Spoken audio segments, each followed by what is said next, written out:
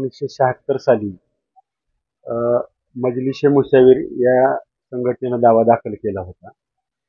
तो दावा त्यांना त्या दुर्गाडी किल्ल्याची मालकी हक्क आणि तिथं मस्जिद आहे आणि एक ईदगाह आहे त्याच्या अनुषंगाने त्याची मालकी मिळावी म्हणून तो दावा दाखल केला। त्या दाव्यामध्ये निशाणी 84 वरती कोर्टाने हुकूम केला की जैसे ती परिस्थिती मेंटेन करावी। परत 1994 साली निशाणी 131 आणि 137 वरती कोर्टाने हुकूम केला की महाराष्ट्र शासन जे आहे त्यांनी दुर्गाडी किल्ल्याची दुरुस्ती करावी PWD डिपार्टमेंट मार्फत आणि त्याचा अहवाल सादर करावा। मग त्या अनुषंगाने दुरुस्तीचे अधिकार शासनाला दिले आणि ही जी जागा आहे ती मुळात शासनाची आहे, शासनाच्या मालकीची आहे आणि त्या जागेवर कुणालाही हक्क सांगता येणार नाही अशा शासकीय कागदपत्राच्या आधारे शासनाने त्याची बाजू मांडलेली आहे आणि त्या अनुषंगाने त्यांचं जे लिखित जबाब आहे तो पण कोर्टात दाखल केलेला आहे। त्यानंतर या दाव्याच्या कामी 1966 साली शासनाने ह्या जागेचा ताबा घेतलेला होता आणि कल्याण महानगरपालिका तत्कालीन जी कल्याण नगर परिषद होती त्यांना ती जागा अलॉट केली होती आणि कल्याण नगरपालिकेने त्यांच्या अखत्यारीत या जागेचा उपयोग करावा आणि वेगवेगळे कार्यक्रम घ्यावेत असंही केलं होतं। परंतु त्या अनुषंगाने कारवाई न केल्यामुळे कल्याण नगरपालिकेकडून ती जागा परत शासनाने ताब्यात घेतली आणि आज रोजी त्या जागेचं मालक शासन आहे। त्या ठिकाणी विधिमंडळात वेगवेगळे प्रश्न विचारले गेले होते, त्या प्रश्नाला उत्तर दिले गेली आणि शासनच या जागेचा मालक आहे। या ठिकाणी जर कुठल्याही कार्यक्रम किंवा धार्मिक कार्यक्रम घ्यायचे असेल तर शासनाची म्हणजेच कलेक्टरची परवानगी घ्यावी लागते आणि हा दावा मुदतबाह्य झाला म्हणजे मुदतीच्या आत दाखल केला नाही म्हणून मेहरबान कोर्टाने त्याच्यावरती एक प्राथमिक मुद्दा काढला होता। त्या मुद्द्याच्या आधारे सदरचा दावा आज रोजी निकाली काढलेला आहे। त्यामुळं मुळात जागेची जी मालकी आहे ती शासनाचीच आहे आणि शासनच या जागेचं मालक आहे हे सिद्ध झालेलं आहे आणि शासनाला या जागेचा वापर करण्याचे पूर्ण अधिकार आहे। तर तो वास्तू आहे त्याचं मध्यंतरी काही भिंती वगैरे कोसळून म्हणजे जे मूळ हे होतं स्वरूप ते नष्ट होण्याच्या मार्गावर होतं। त्यामुळे 94 साली शासनाने अर्ज केला होता की याची दुरुस्ती करण्याची परवानगी द्यावी। त्या अनुषंगाने कोर्टाने सुद्धा परमिशन दिली होती आणि त्या अनुषंगाने दुरुस्ती केलेली होती। आताही त्याचा किल्ल्याचा काही भाग कोसळण्याची शक्यता आहे आणि परत जे मूळ वास्तू आहे जी जुनी पुरातन शिवकालीन काळापासून जी वास्तू आहे तिचं अस्तित्वच नष्ट होण्याची शक्यता आहे।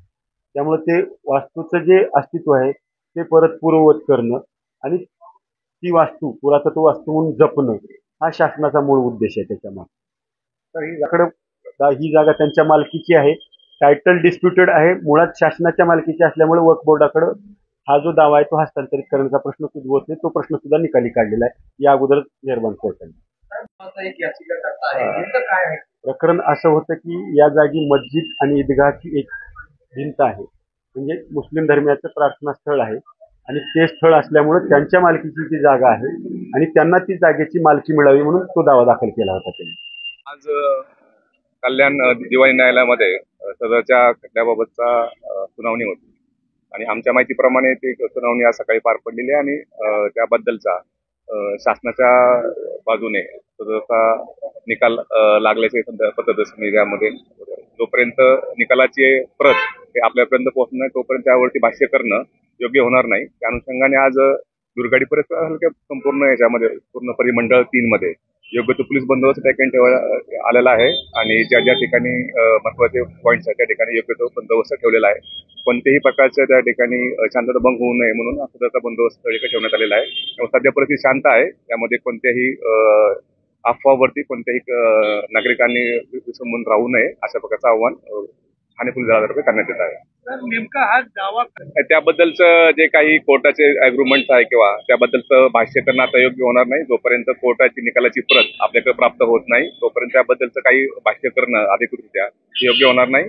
पण प्राथमिक माहितीनुसार जो दावा होता त्यामध्ये शासनाच्या बाजूने सध्याचा निकाल लागल्याबाबतचे प्राथमिक माहिती आहे आणि त्या अनुषंगाने योग्य तो बंदोबस्त सर्व परिसरामध्ये ठेवलेला आहे। खास करून दुर्गाडी किल्ला असेल किंवा सगळ्याच ठिकाणी आपण बंदोबस्त ठेवलेला आहे जेणेकरून या अनुषंगाने कोणत्याही प्रतिक्रिया उमटू नये त्याकरता हा बंदोबस्त ठेवण्यात आलेला आहे आणि सगळी काही वातावरण शांत आहे। खरं तर या निर्णयामुळे आम्हा सर्व कल्याण डोंबिवली असेल किंवा ठाणे जिल्ह्यातील असणाऱ्या आम्हा सर्वांना की जे बाल्यावस्थेपासून आमची सर्वांची जी आस्था होती, या आस्थेचं जे स्थान होतं ते आज पुन्हा एकदा त्या निर्णयामुळे ते मंदिरच आहे म्हणून न्यायालयाने जे घोषित केलं त्याबद्दल मी न्यायालयाचं खूप खूप धन्यवाद देतो. आणि यामध्ये मी फक्त शासनाला एवढंच विनंती करणार आहे की आज झालेल्या निर्णयाची येणाऱ्या काळामध्ये ही योग्य प्रकारे अंमलबजावणी करणं ही गरजेची असते. ती शासनाने सुद्धा करणं हे अपेक्षित आहे.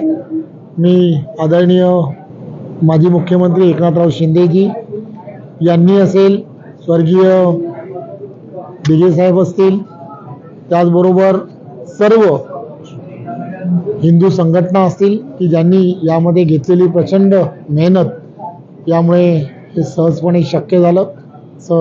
आमच्यासारख्या सर्व या भागात राहणाऱ्या सर्वांचं मत आहे. त्यामुळे असेच अनेक विषय हे गेल्या वर्षानुवर्ष प्रलंबित आहेत. श्रीमलंग हा सुद्धा विषय जो आहे तो गेल्या वर्षानुवर्ष असाच प्रलंबित आहे. त्याही विषयामध्ये जातीने लक्ष घालून त्याही विषयाला लवकरात लवकर मार्गस्थ करणं हे सुद्धा गरजेचं आहे असं आम्हा सर्वांना वाटतं.